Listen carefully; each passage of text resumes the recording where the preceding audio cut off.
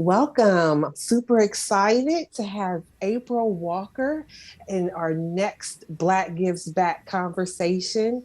An amazing, amazing colleague. April is a nonprofit and foundation consultant, an equity champion, and a writer.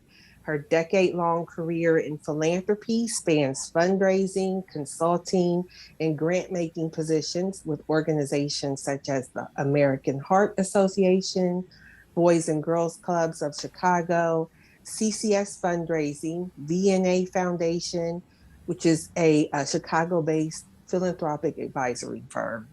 In 2021, April founded an equity-centered consulting firm, Philanthropy for the People, to partner with nonprofit donors and foundations looking to challenge racial biases, confront power imbalances, and to advance philanthropy that centers racial equity.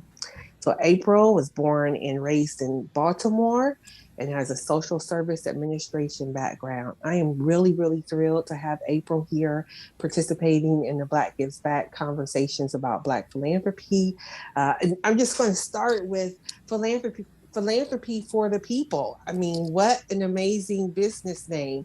I know that I sort of um, belabored over choosing a name for my business. And I love that you landed on philanthropy for the people. So let's start there. You can tell a little bit more about yourself and how you came to start philanthropy for the people. Yeah, thank you for that lovely introduction. I think it's a perfect segue into how I landed on the name. Having worked on so many different sides of this philanthropic world, I started mostly as a grant maker, which is where a lot of people like to end their careers. But I started working at a foundation pretty early and reviewing applications, understanding what that world is to give money away, right? To have access to this huge endowment and give money to organizations. And even as a fundraiser, supporting development teams, raising money, it was always on my heart that we don't do a great job of centering people with actual lived experience. We don't do a great job of centering communities and individuals in solutions that they already have, right? There's a lot of co-opting of community experience, of individual experience in the nonprofit space and taking credit for that and calling it innovation. Instead of actually empowering people, giving them what they need, and getting the heck out of the way. So I wanted to be very clear with how I approach this work, how I approach any partnerships. I want the people to understand that they are what matters, that they are who we should all be listening to in any context. Awesome. I love it. So you're kind of getting right into sort of the leading question or the leading idea, this idea that Black people, people of color, but Black people specifically, are not philanthropic. They're not engaged. They don't volunteer, etc. And I just want you to respond to that idea.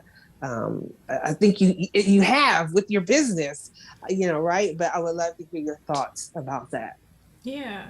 I think what is the most recent stat that 2/3 of African American, Black American households give Yeah, to some type of organization to the tune of about $11 billion. And I yeah. think that's obviously a nice place to start. But what's behind that is the sentiment that people don't recognize either. What does it mean to give when you yourself have been obstructed and prohibited from building wealth for yourself and for the next generation of your family, right? That's a different type of generosity that you're going to say in this lifetime. I am still going to hand over some cash, a check, volunteer my time, knowing that I didn't inherit anything and I don't have anything to leave. But it's still Yes. important to me to support X, Y, and Z cause. And that's not the case for everybody, but we do have to hold that stat against the very real income and wealth gap that we have in this country. And that's something that's created. That's something that's maintained and upheld and sustained by various policies, et cetera, et cetera. I won't get into that. But both of those realities can be true and are true.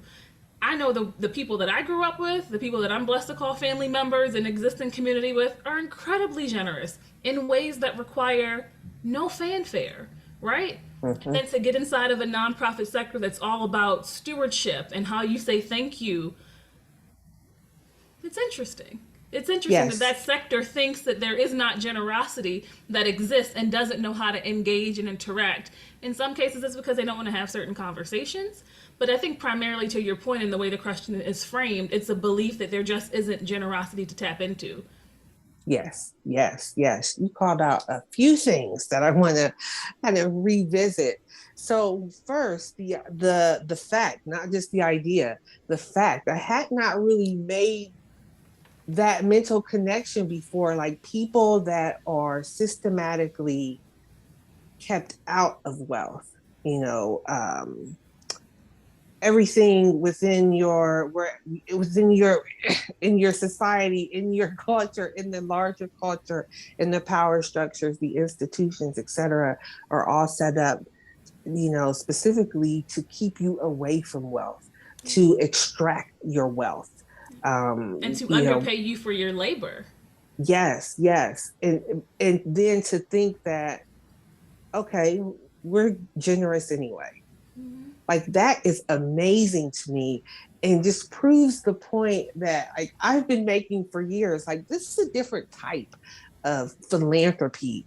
This is something that's inherent to the being, inherent to the culture. And I really like want to move into that space. Let's spend some time Yeah. there, because this is, like you said, a different type of philanthropy. And then also thinking about how much of our work is driven by name recognition, donor recognition, naming opportunities, but then looking at what's inherent to Black giving. Yep. It's the complete opposite. It's Yeah. not even necessary. And you know, it's a no, don't say anything. Like, I want this to be a secret. I am so glad that you called that out. I think those are really important points.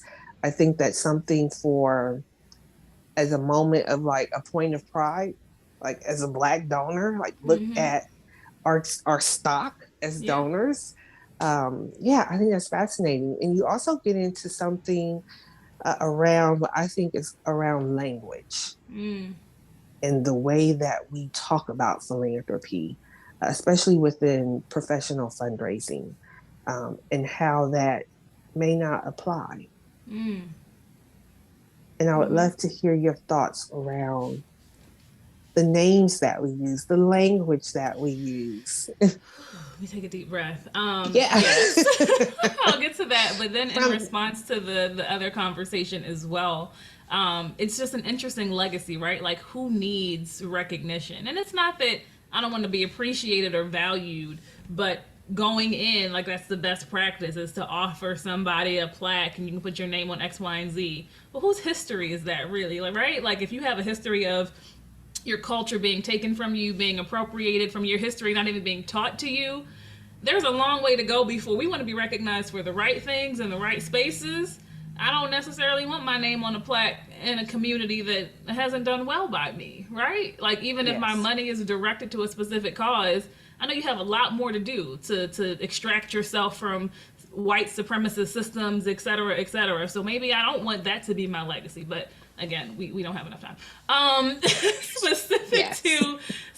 to language, you know, I can share a personal story. I have attended predominantly white schools for almost the entirety of my academic career and worked in predominantly white workplaces, even when the organizations themselves were Black serving. And it's interesting to me that though Black serving organizations can have white leaders, there's still this disconnect, right? There's still a misunderstanding about how to actually relate and how to bring people's stories to life in ways that don't exploit or just misrepresent what their lived experience is. And I know when I was inside of these predominantly white schools, college prep schools in Baltimore, it was because of scholarship. So I was a program participant in something called the Baltimore Educational Scholarship Trust. So they take students and set them up and help them pass exams, etc. And I'm so happy to support that organization. But the school that I ultimately went to, Regina, I have to be honest, they have so much work to do in terms of actually being capable of uplifting students from various backgrounds. And so I've told them, now that I'm several years, almost 2 decades away from high school,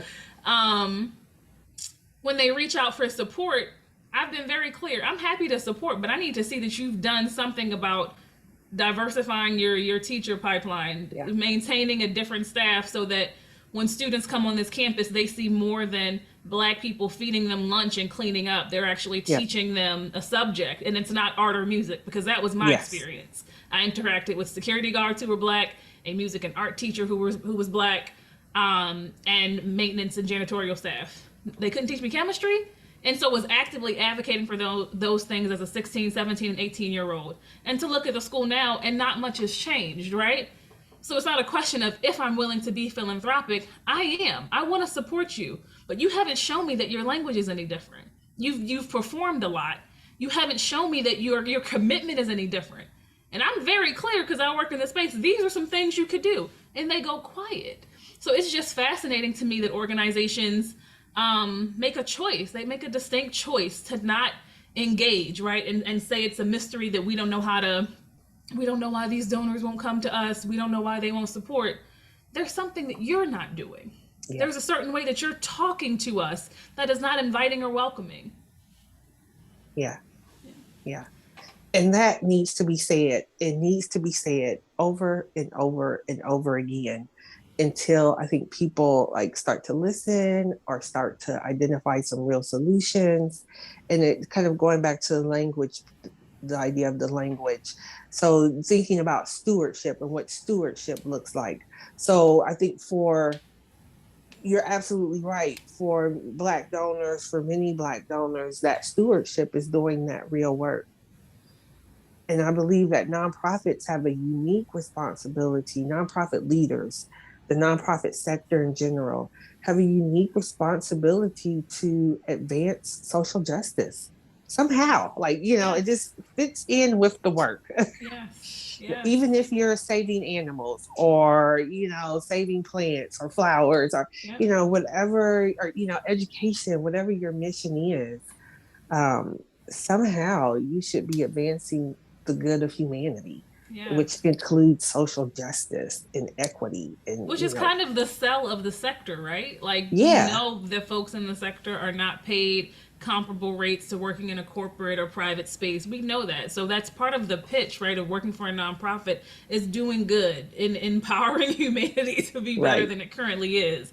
And then you get inside and you're like, oh, y'all are averse to change? Y'all not willing to take a risk? We want to laud ourselves, not we want to, but the structure is set up so that we laud ourselves as successful when our staff are underpaid.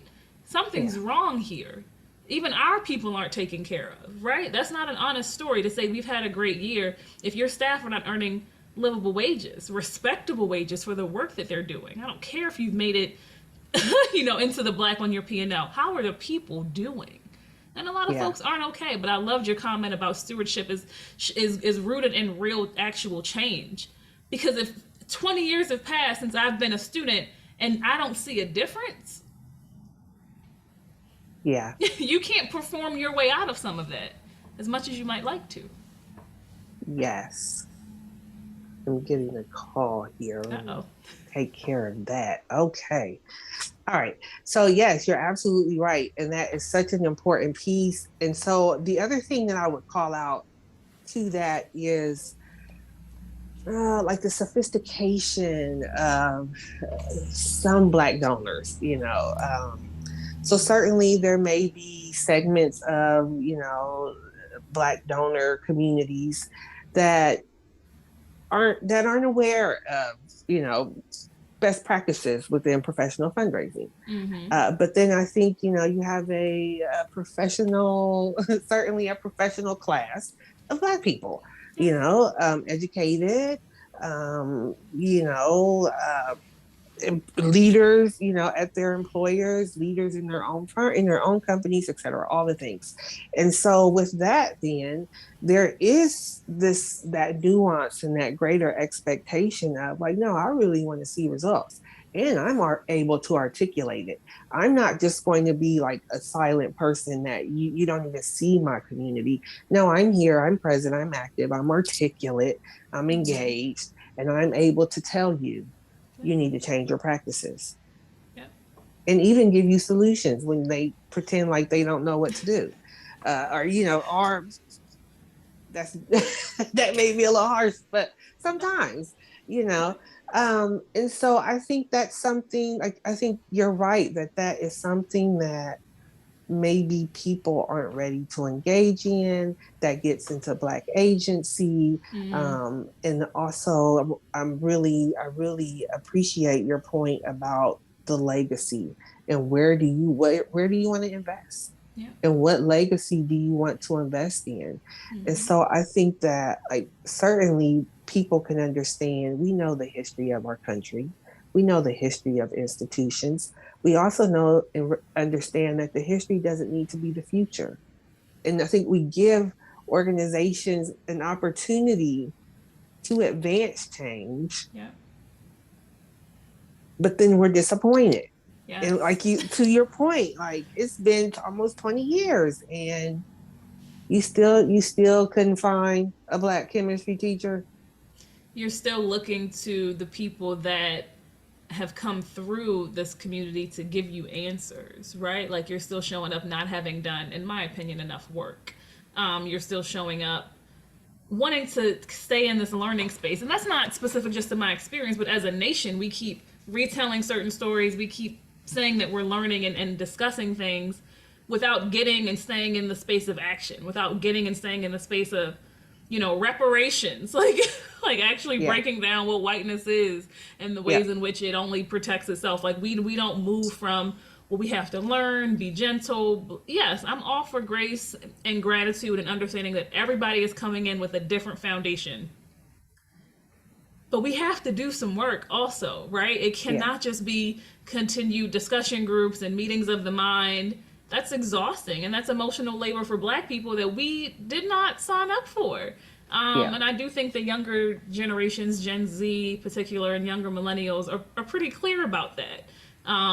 Which is, this is a different sort of territory, but it's why folks are not really jumping back to go to offices or return into environments that require them to continually teach and safeguard themselves against the slow moving learning supposedly of their employers.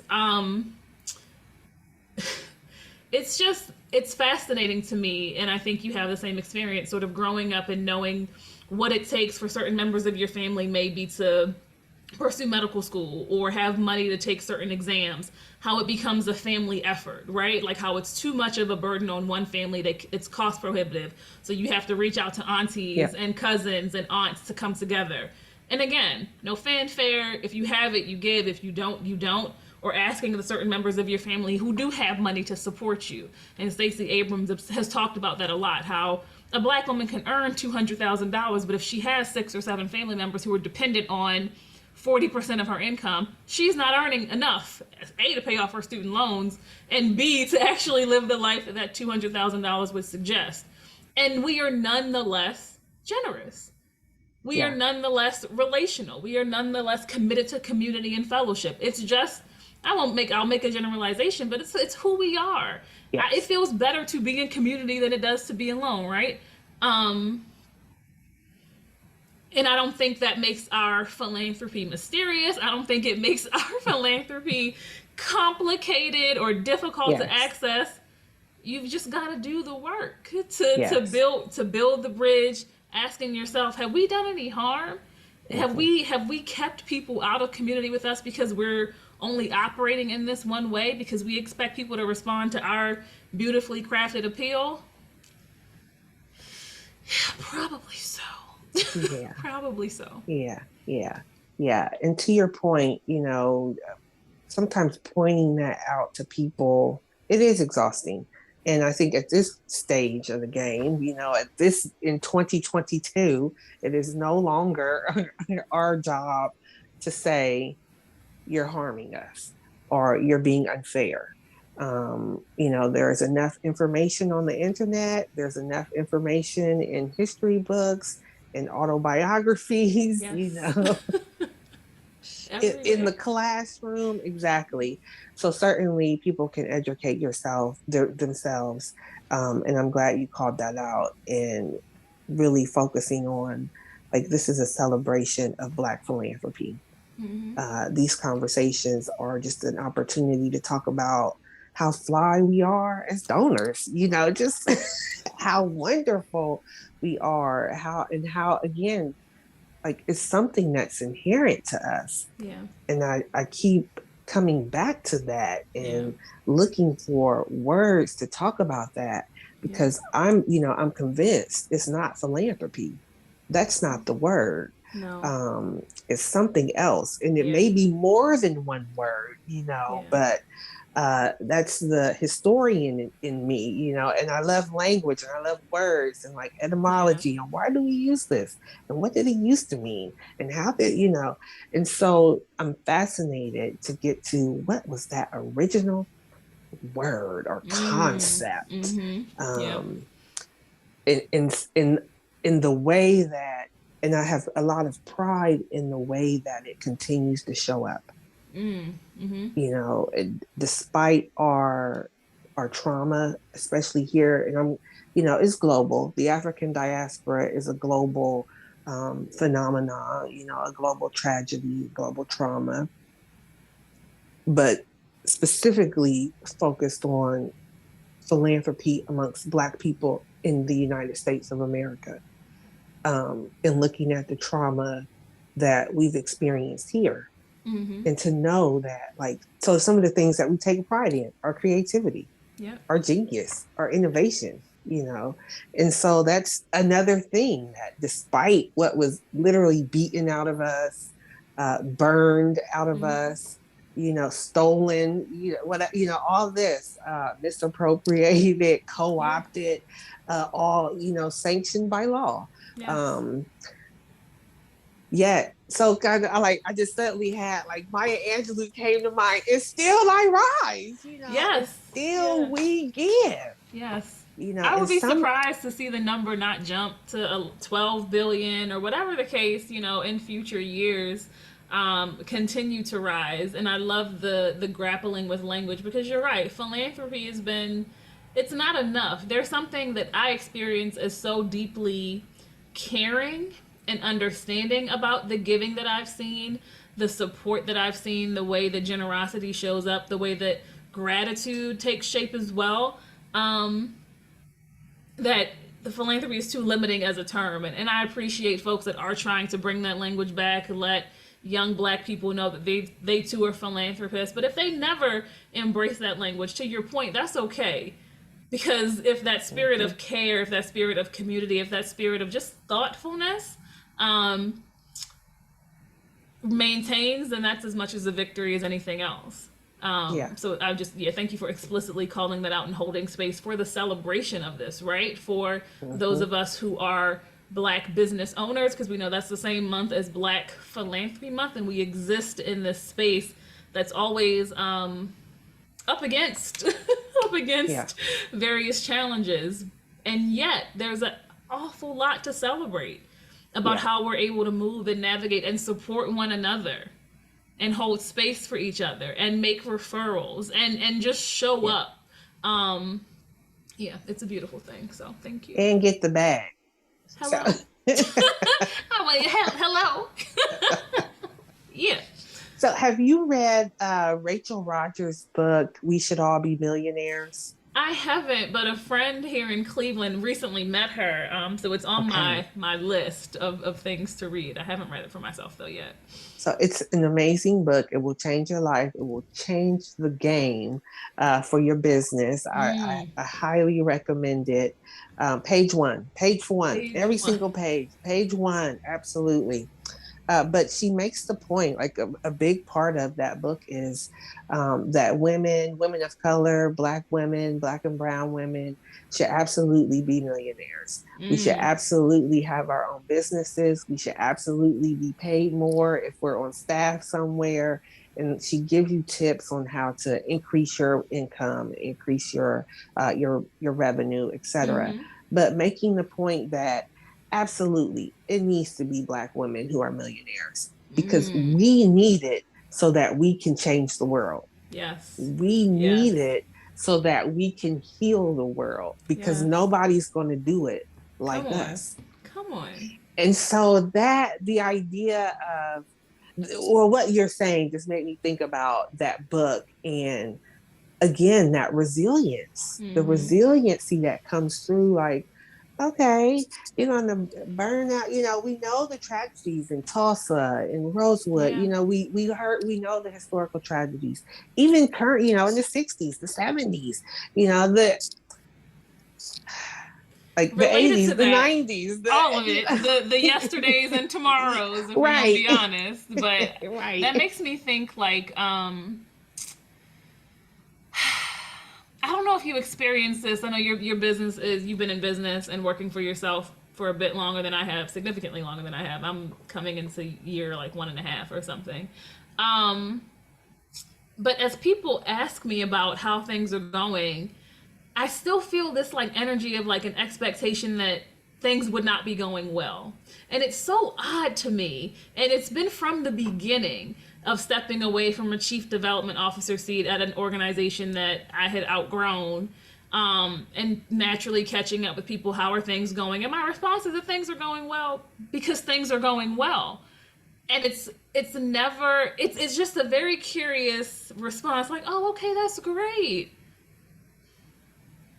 But I feel this undercurrent of like, either I don't believe you, or how well could they be going. It's very odd. Does that make sense? And does Yes. that make sense? And B, have you experienced it? Yes and yes. Yes and yes. Okay. So I think I'm moving past it a little bit now. But you're absolutely right. This idea of, so how's business? Oh, it's good. And it's like, really? Like, they don't say that, but it's is it Yes. really? Like, yes, it really is. Well, and then it's almost like, if people would stop short of asking me, how much are you making? Like, Yes. is like that's what they really want to know. Yes. And so I think part of it, for my journey anyway, part of it is about the way that I show up. So that Mm. certainly has shifted. And I just celebrated year 5 last month. So in Congrats. July, Congrats. thank Yes. you. Thank you. So I started 5 years ago, but didn't do like, it was 3 years ago when I was like, all right, I'm quitting my job and I'm all in. Mm-hmm. So it's like 5 years, but for me, it still feels kind of like more like 3. Yeah. Um, I have two and anniversaries too, of when I started getting clients and when I actually put in that 2 week notice. yes, absolutely, absolutely.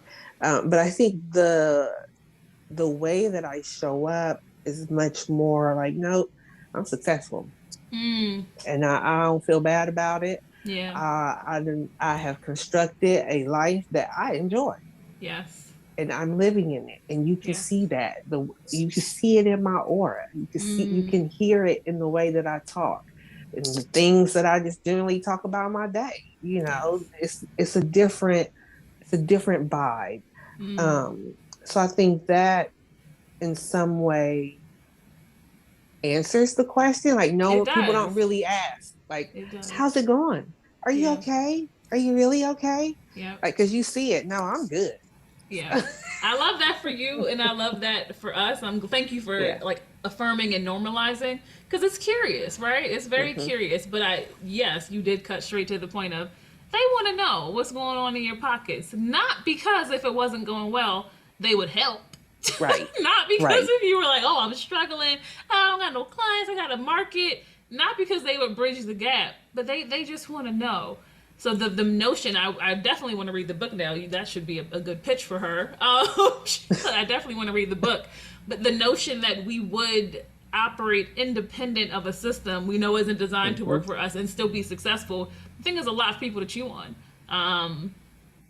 And there's no, as I've fielded that question a number of times, I know there's no answer that mitigates their curiosity. So I think your path is probably the one I'll start to take, to show up in such a way where you don't even have to ask. Don't even Mm-hmm. ask. Because it's Mm-hmm. clear to you that you can either send Yeah. me business or not.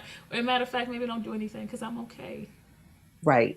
Yeah. That part. That Yeah. part. But I think you're absolutely right. There's someone else that refers to it as, it might be Rachel, or someone else that I follow is a sister named Jericia Hawk, Hmm.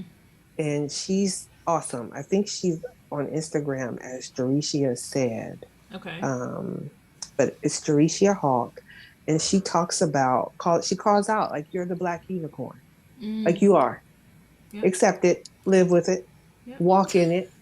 And so I was like, okay, yeah, I think and I believe as Black women, we're conditioned, talk about, the trauma, et cetera, but we're also conditioned like not to excel, obviously, not to lead, not to be the CEO, Yep. and for me, that was certainly a mental shift as Absolutely. well as like just doing the work. It was a mental shift. Like, no, I'm the boss and ain't nobody else. Like, no, for real, I'm the boss. Yeah. Not externally, but internally. And unapologetically, like That part, unapologetically yes. so. Yeah. Unapologetically, yes. And so that was, recognizing that, yeah, we are doing something that most of the world is not doing. We Yes. quit, we quit, we quit good jobs Yes. Very good. Would in have been all nice, right. pretty offices with good benefits. Hello. You know what? Routine direct deposit. Come on. It took a risk. And Yes, said I this think thing you is took. this in me is more important. This is I can't the way that the world has asked me to shrink is the same way that I can't shrink this feeling that I have that I'm not in the right space. Yeah, That if I keep returning to an environment where I can't have the conversations I want to have, where I yeah, can't use the language I want to have, right? Like where I can't embrace the people and their visions and their futures the way I want to. That's way too expensive. It's just way yeah, too expensive for me. I can't afford that, right? And for any believers, I don't want my purpose and dream to pass me by. I don't want to delay when I know I'm supposed to be acting on in this moment. So it's certainly a matter of obedience. But as a fellow unicorn, I think we're in this special position even beyond just being Black business owners and women who are thriving because philanthropy is so mysterious. Philanthropy is so misunderstood. And because my business is specific to DEI, consulting, and both fundraising and grant making, people are like, what? yeah, Like, what is it that you do? Because I refuse to pigeonhole myself. It's not one or the other. I'm looking at everything systematically and impacting wherever I can. But people don't even understand philanthropy, the yeah, work of it, the what goes on, like what is happening, and that is to the field's disadvantage. yeah, It's benefiting nobody. It's creating this vacuum where foundations refer to other foundations for how to behave and interact, and nonprofits are really just at the behest of many foundations and major donors. Instead of being so insular, there is another way we could approach this, right? So many of the rules we've created have been created for our own convenience, for our own benefit, and yeah, are to the detriment of the communities we say we want to serve. But I think specifically working in this space, it's understood by few, which is yes, not the way it has to be. But yeah. it's an added layer to the unicornness that we already have. Yes, absolutely. You're you're absolutely right. For a few years now, just kind of in the back of my mind, I've been toying around with this idea of some sort of like donor school. Like, Mm, not so much to teach fundraisers how to ask for money, and how to do like major gift fundraising. But I think our sector, our industry does owe the general population in many ways this education. yes. They owe them the information on how to build wealth by giving, or how Yes. to how to include generosity in your wealth building plan, Yes. in your wealth legacy. But then but kind of getting back to the power dynamics, that requires you to then you're talking about people building wealth, Mm. and we're talking to populations of people that have been excluded from wealth. So you can't really have that honest conversation, So it's, or maybe you can. I don't want to say that people can't move forward. You Mm-hmm. can have that honest conversation, but then you also have to have the conversation about we're excluding people from wealth. Yes.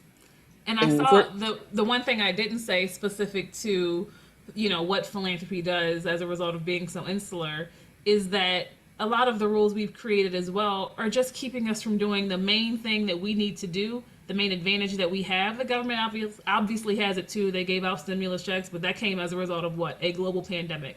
But philanthropy can be so much more fast acting in terms of handing over actual cash to people in need.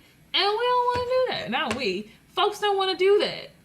Yeah. So we've complicated and just layered the process. Like, you know what helps people? Money. Yes. Yes. The money you have and enjoy and are watching grow will help people. But they're not ready for that conversation either. So, you know. Yeah, you're right. You're right. You're right. That gets into like the administration of nonprofits and the historical administration and who's in those jobs and who's then still making money and what communities that wealth is just still continuing to circulate in. Yes. Yeah. Whew. So, okay, so let's, I'm going to start to wrap up a little bit.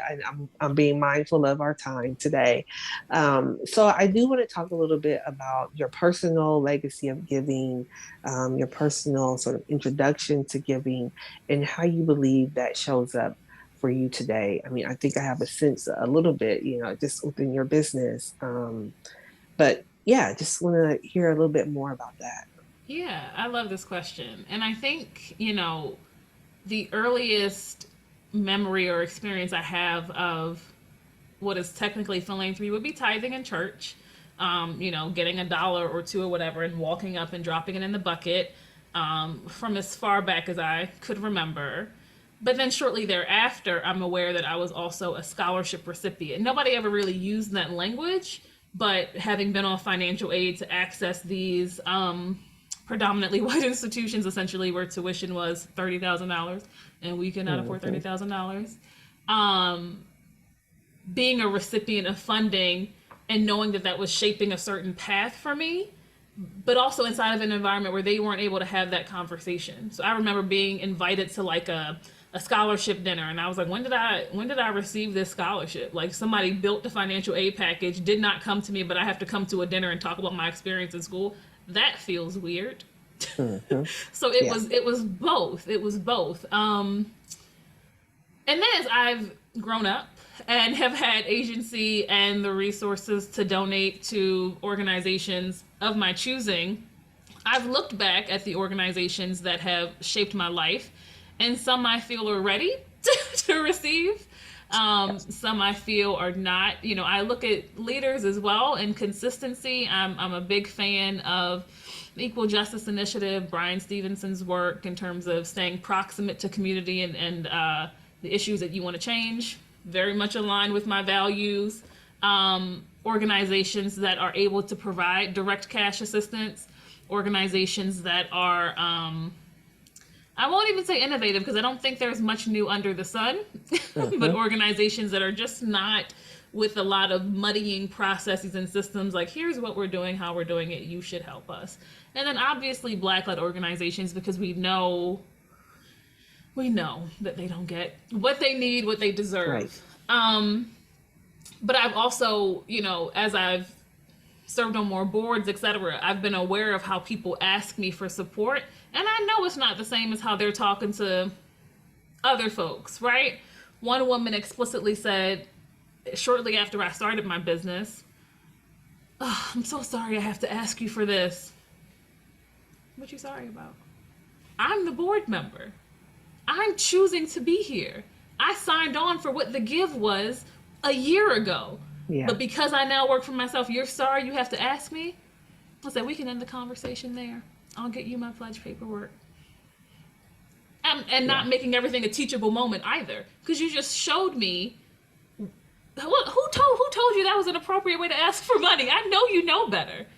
But in the moment, not knowing how to interact because you've made an assumption about what my resources now are because I don't have a 9-to-5. You know how many philanthropists that we call in the mainstream have never had 9-to-5s? Right. Because they've inherited money that they've just been blessed to give away all their lives? You feel sorry for them? I don't think so. So, I think that answers the question.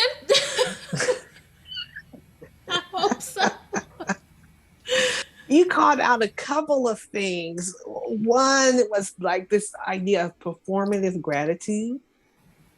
And what does that, so thinking about that generation, that first generation of Black college student that came through in the 80s and 90s, Yes. and I certainly had that experience as a scholarship recipient. Um, and the idea of, well, yes, you're going to write this letter, yes, you're going to this dinner, and you're going to sit at this table with these old white people that you don't know and make conversation, because that's how you're here. And it's not even a question. But this, what does that do to the, Yes. and how that maintains the idea of patriarchy and Yes. the white savior, Yes.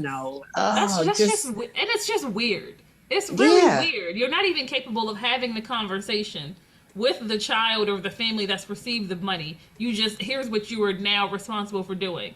And right. at our big ages now, I know I'm responsible for giving you an extra tax write off. Like, I'm responsible for helping you. You should be thanking Right. me. Like, Right.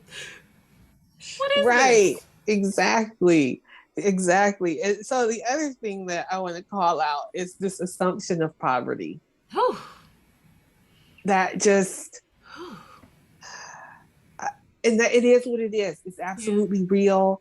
Yeah. Um, and in many ways, or I've reached a point where I'm like, well, if you think I can't, then I'm just not. Yes. And if your organization doesn't get funded, I wish you the best. I'm sorry for you. I'm sorry for Yes. you. Yeah. Beautifully said, and definitely ties back to the earlier question about people who are now forced to acknowledge entrepreneurship, but bring that assumption right to the surface, to the forefront. Yeah. Okay, you're telling on yourself, but that's okay. Yeah. Yes. I have this massive list, a spreadsheet of all the businesses. I think it's just for Franklin County, all the MBE certified Mm, businesses. It's MBE slash Edge. And so I qualify as an MBE in Edge mm-hmm. because I'm from a disadvantaged background. Like that's the language that they use. Right.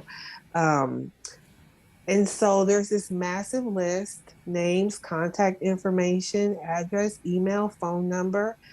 And I downloaded the list. Like, this is a wealth of prospects, like, Mm-hmm. look at this. Yes.